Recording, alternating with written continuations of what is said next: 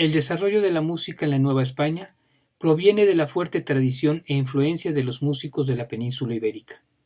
Desde el siglo XVI hasta el siglo XVIII, la música sacra fue la más cultivada y difundida. Las importantes catedrales del país, como la de la Ciudad de México, Puebla, Guadalajara, Durango y Oaxaca, son las depositarias de los grandes tesoros de la polifonía religiosa del virreinato. Sin embargo, para finales del siglo XVIII, la música profana fue adquiriendo una mayor presencia. En el Teatro del Coliseo se podía disfrutar de manera cotidiana de pitipiezas, tertulias, comedias, jarares y sones. La guitarra y el piano tuvieron una mayor tradición entre la sociedad. Sin embargo, algunos instrumentos de origen popular ya se podían escuchar en algunos sectores de la población. Compañías provenientes de Italia y España representaron las primeras óperas en México. En el piano se ejecutaban fantasías y popurrís de las más famosas de ellas. Narran las crónicas de la época, cito: "No había una casa en la Ciudad de México que no se escuchara en su sala las arias de la ópera del momento", se cierra la cita. Muchos acontecimientos ocurrieron a lo largo del siglo, como la composición del himno nacional, la creación de la Sociedad Filarmónica y la fundación del Conservatorio Nacional de Música. Para finales del siglo se percibían diversos cambios en el gusto musical de la sociedad. Algunos músicos mexicanos estudiaron en Europa y trajeron a nuestro país las exquisitas piezas de la música de salón del viejo continente.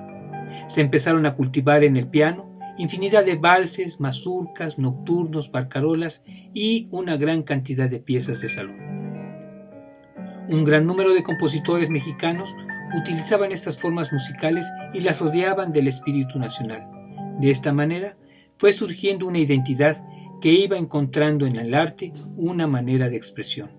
Los temas indígenas, los paisajes de los pueblos, las haciendas, las montañas o las actividades de la vida cotidiana son las fuentes de inspiración de obras pictóricas.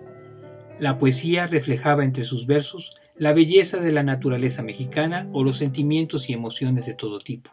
En la música surgieron grandes y preciosas obras que marcaron toda una época. Los valses como Sobre las olas de Juventino Rosas o El poético de Felipe Villanueva son algunas de estas piezas emblemáticas.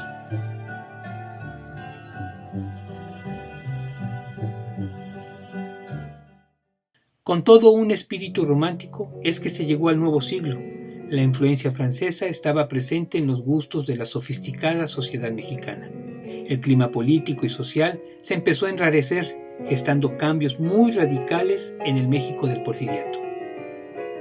En los primeros años del siglo XX se libraron grandes batallas que dieron origen a nuevos órdenes políticos y económicos y sociales. Esa generación vivió un cambio de conciencia y de pensamiento que propició la ruptura con las hegemonías monárquicas y poderosas que gobernaban en las primeras décadas del siglo. Como parte de este cisma, se desencadenaron lamentables conflictos bélicos que apresuraron la transformación mundial, en este caso, la Primera Guerra Mundial, la Revolución Rusa y en nuestro país, la Revolución Mexicana.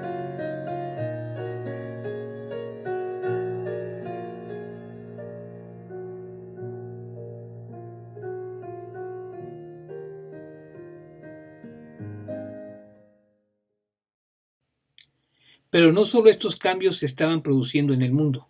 Los aspectos culturales y estéticos empezaron a transformarse, irrumpiendo en Europa lo que se llamó las vanguardias. Estas representaron una transición en el desarrollo de una nueva estética. A partir de ese momento se generó una polémica generalizada a favor y en contra de las nuevas formas de hacer arte. La audacia y la búsqueda constante de una libertad expresiva fueron algunos de los elementos que más las distinguieron.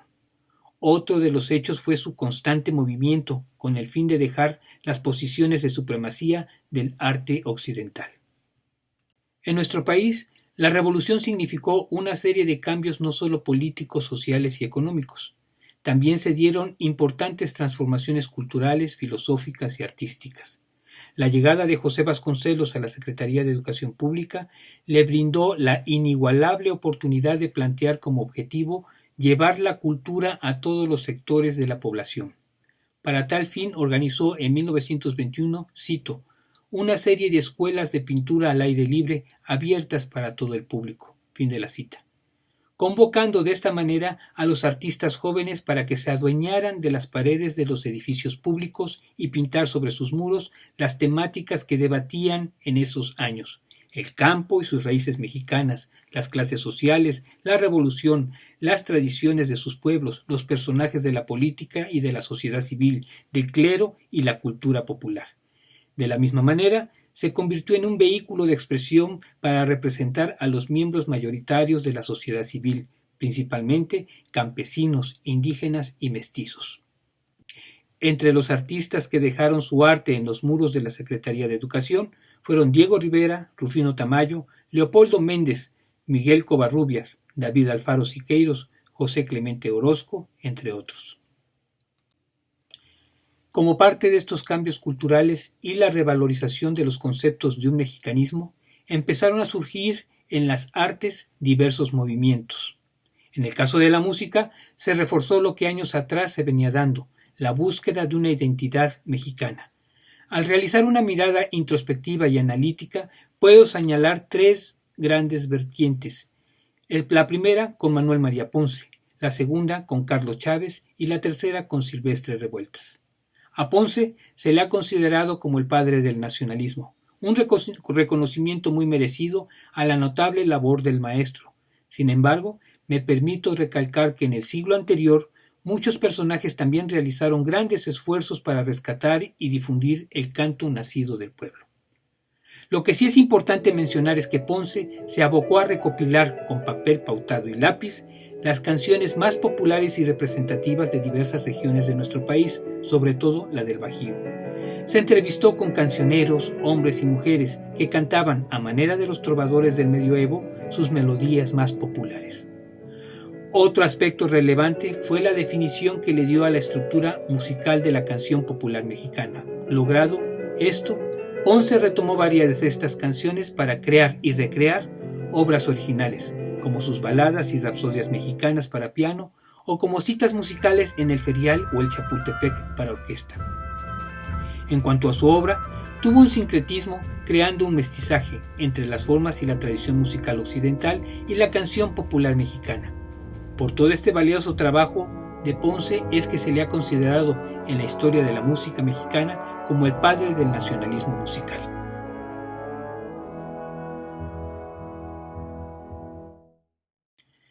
Si bien es cierto que Ponce realizó un trabajo con la canción popular mexicana, Chávez retomó el imaginario musical escuchado desde su infancia, los ritmos y las sencillas melodías del indigenismo. Con ello, evocó los antiguos ritos prehispánicos, sus ambientes y su esencia, y a partir de esto, trabajó para crear sus propias obras. Sus primeras composiciones con sentido indígena datan de 1921, como el ballet Fuego Nuevo, basado en el ritual del mismo nombre. Sus tres piezas para guitarra de 1923, basadas en ritmos y escalas pentáfonas, así como Los Cuatro Soles de 1926, ballet inspirado en 4 pinturas indígenas pertenecientes al Códice Vaticano. Y la que puede ser su más importante obra orquestal en este sentido lo es su Sinfonía India de 1936, que se caracteriza por utilizar melodías y ritmos en instrumentos musicales autóctonos de los indios seris de Sonora, huicholes de Nayarit y yaquis de Sonora.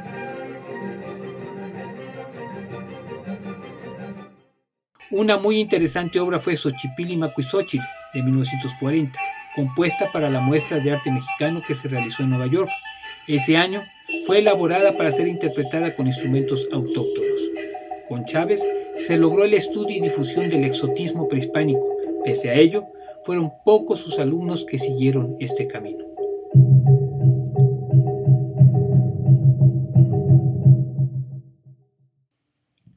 Con Silvestre Revueltas sucede un caso especial. Se le puede significar como el gran crisol donde confluyen el indigenismo, el mestizo y el criollo. Con esta interesante mezcla, expuso a través de su obra los sonidos del México moderno. Es el más cercano a las vanguardias musicales como el estridentismo. Su polémica vida lo llevó a ser partidario de un pensamiento de izquierda. Fue miembro de la Liga de Escritores y Artistas Revolucionarios, la LEAR. Su música está llena de colores contrastantes y estridentes. De manera común, se puede escuchar los extremos sonoros entre los instrumentos, por ejemplo, entre una tuba y un pícolo. Disonancias estridentes que señalan los gritos de dolor, rebeldía, de ironía y también del humor de un pueblo. En sus momentos de respiro, en muchas de sus obras, son melodías con un sentido popular. Aunque no son citas exactas de canciones populares, reelabora los materiales y produce esa evocación de los cantos del pueblo. De esta manera, Ponce, Chávez y Revueltas definieron una escuela mexicana de composición y significaron de manera trascendente la historia de México a través de su música.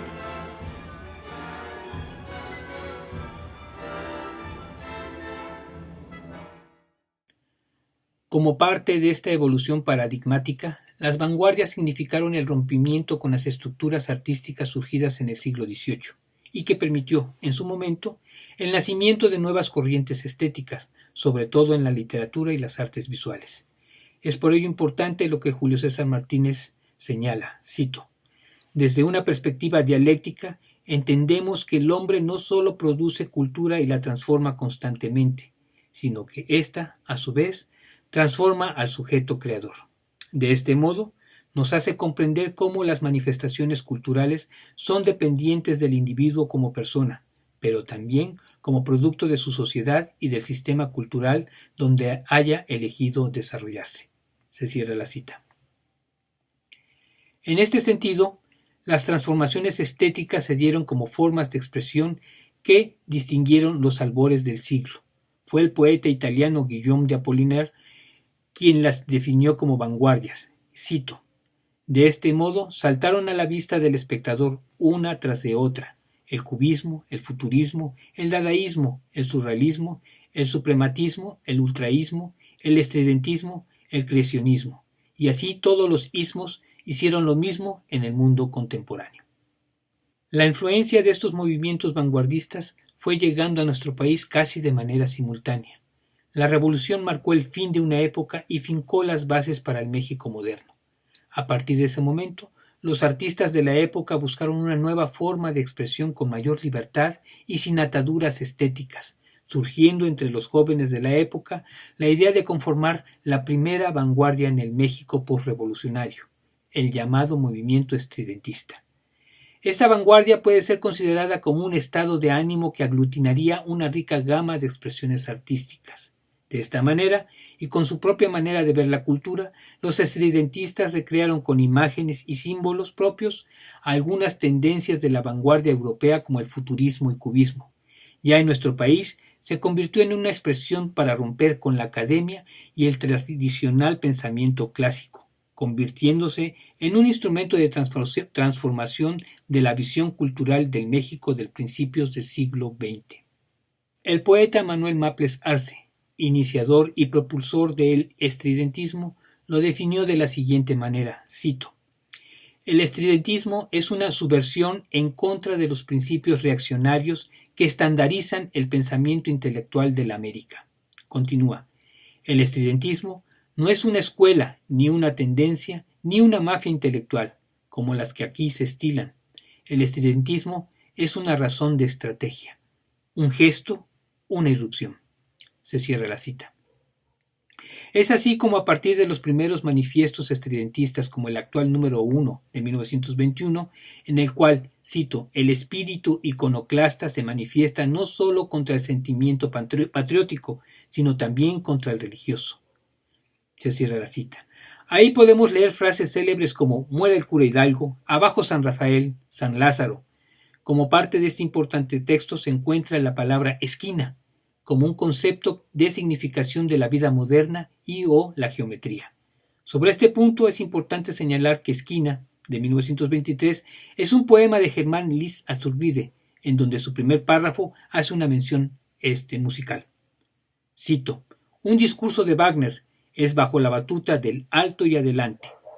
Fragmento del poema Esquina.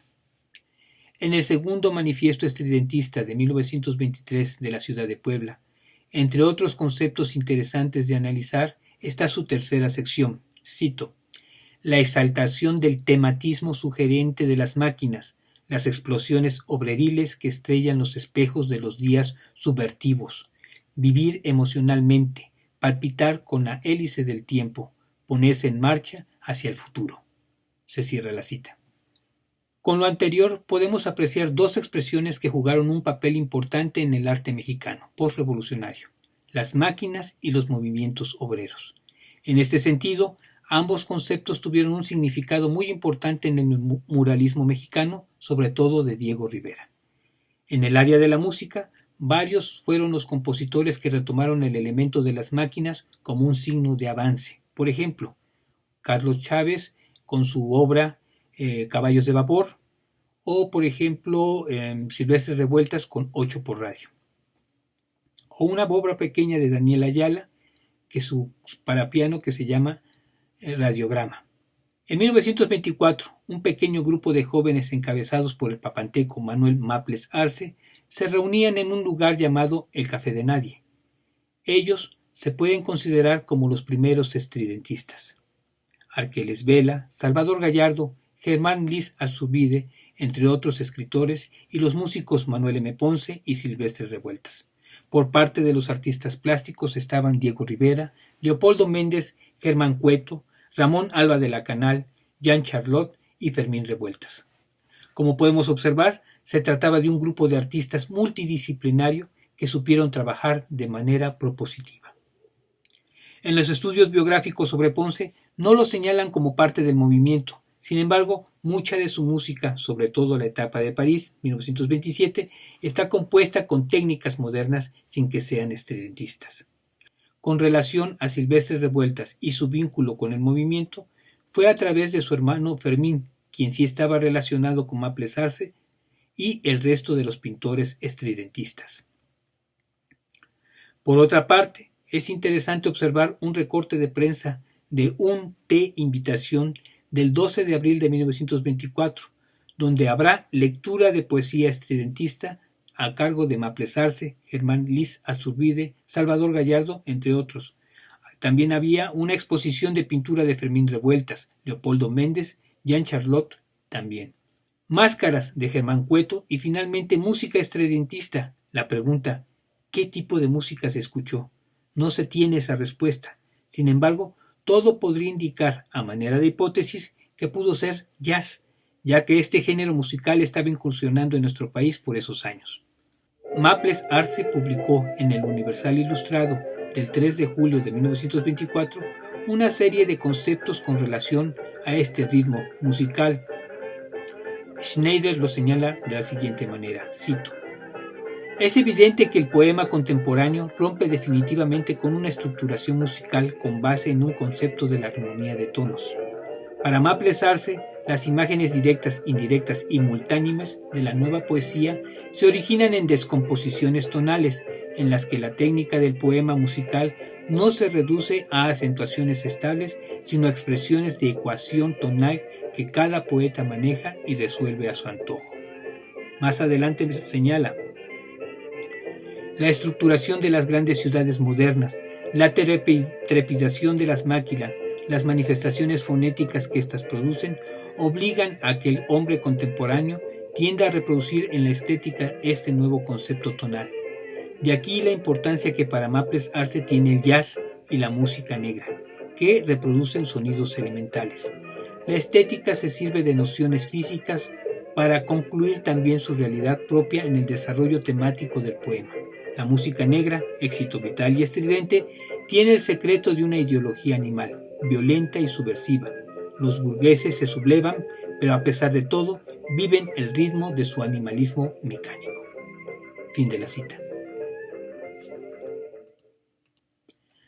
Por otra parte, es muy interesante que algunos poetas como Germán Liz Azurbide y Pedro Echeverría se inspiraron en la música para la construcción de sus textos. Por ejemplo, en el poema pentagramático que he revisado, efectivamente es un pentagrama musical y sus palabras están repartidas entre los espacios de este.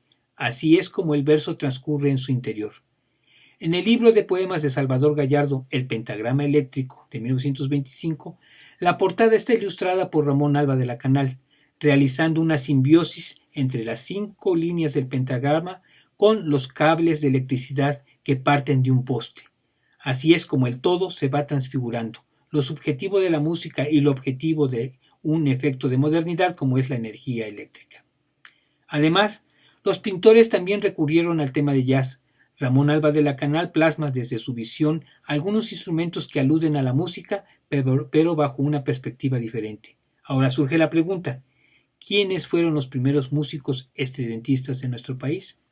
Quizás de los primeros compositores fueron Carlos Chávez y Silvestre Revueltas. Sin embargo, en investigaciones recientes se ha logrado concluir que otros músicos estuvieron influenciados por el movimiento, como Eduardo Hernández Moncada y José Pomar.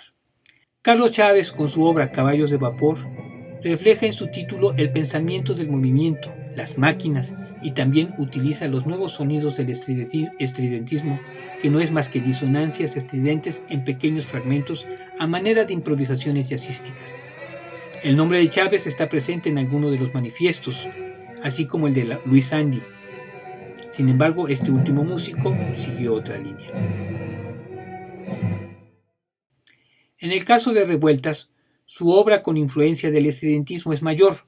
Por ejemplo, Germán List Asturbide escribió un libro de poemas titulado Esquina, como ya lo mencioné, y Silvestre Revueltas tiene una obra sinfónica con el nombre similar, Esquinas, una versión del 31 y otra del 33, que es una composición que realiza sobre una línea melódica tradicional de corte mexicano, pero que de repente están los brotes estridentistas. El propio Revueltas comenta, y cito, con respecto a esta obra, de cada calle y de cada barrio, los oyentes probablemente tendrían dificultades para imaginarse en un rincón. Yo también.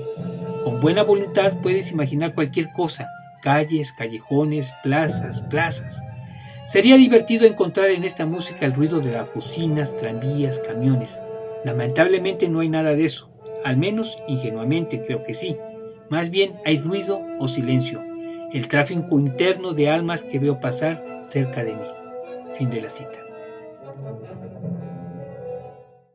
Revueltas tiene amistad con Maples Arce y Germán List desde los inicios del movimiento estridentista. Este último le propone a Revueltas en 1933 musicalizar algunas poesías infantiles escritas por él. El primer proyecto es Troca, el héroe de un programa de radio, escrito por List Asturbide. En un principio pretendió ser un espectáculo de títeres, elaborados y manipulados por los hermanos Cueto, otros estridentistas. En cada cuento, el personaje narra la importancia de las máquinas en el desarrollo del hombre, así como pequeñas lecciones para el uso de las herramientas. Troca era un robot construido con diferentes máquinas. La punta de su cabeza era una antena para radio, sus ojos eran dos bulbos, su boca una bocina, su torso y piernas eran placas de metal unidas por enormes remaches. En su pecho llevaba una pieza de engranaje, su brazo derecho era una pala mecánica y el izquierdo una guía con poleas, su pie derecho una locomotora y el izquierdo un tractor, y para hacerlo más poderoso en su espalda llevaba las alas de un avión, casi un transformer. Los elementos de estridentismo son las disonancias, los instrumentos de aliento señalan las máquinas, después del toque de un platillo aparece la tuba e instrumentos de aliento que preparan una canción infantil que van a identificar, aparece una procesión con el tema musical que se utiliza con el rito católico para cantar el salmo responsorial. En esta obra combina el imaginario sonoro del campo mexicano cual imágenes de Rafael Figueroa en una película de Pedro Armendáriz, en contraste con la armonía hiriente y ácida de Revueltas. La otra composición de Revueltas donde colabora con los estridentistas es el Renacuajo Paseador de 1933, en particular con Germán y Lola Cueto, quienes le solicitaron escribiera música a un cuento de Rafael Pombo, poeta colombiano, que realizó varios poemas infantiles. La historia es de humor negro, donde una ranita que se va de parranda con sus amigos finalmente es pillada por un gato que lo sorprende. Revueltas crea una pieza que rebasa el valor de la música incidental. Sus efectos sonoros son muy ricos y expresivos. El resultado fue de un nivel musical muy alto, por lo que los Cuetos decidieron no utilizar la pieza en la obra de títeres. En ella confluyen los temas populares mexicanos que contrasta con la irrupción de momentos estridentes producidos por los instrumentos de aliento, esto para reforzar la intención poética. Todo este movimiento fue concretando su historia y conformando una variedad de expresiones. Muchas de ellas se pueden constatar en uno de sus más importantes testimonios, la revista Horizonte, publicada en Jalapa en los años de 1926 y 1927. Como parte de ella, se publicaron 3 suplementos musicales que pronto daré a conocer ya que me encuentro estudiándolos. Finalmente, la vanguardia tenía que terminar para no caer en lo que ellos cuestionaban, esa hegemonía estética que no se renueva. Sin embargo, su legado se encuentra presente, ofreciéndonos la frescura de sus imágenes, de su poesía, de su fotografía y de su música. Quizá el mismo estridentismo cerró su capítulo, sin embargo, es objeto de estudio en la actualidad, como una irrupción casi irónica que transformó de la misma manera a toda una ciudad que fue llamada la Estridentópolis, nuestra Atenas veracruzana. Pero esa es otra historia. Muchas gracias.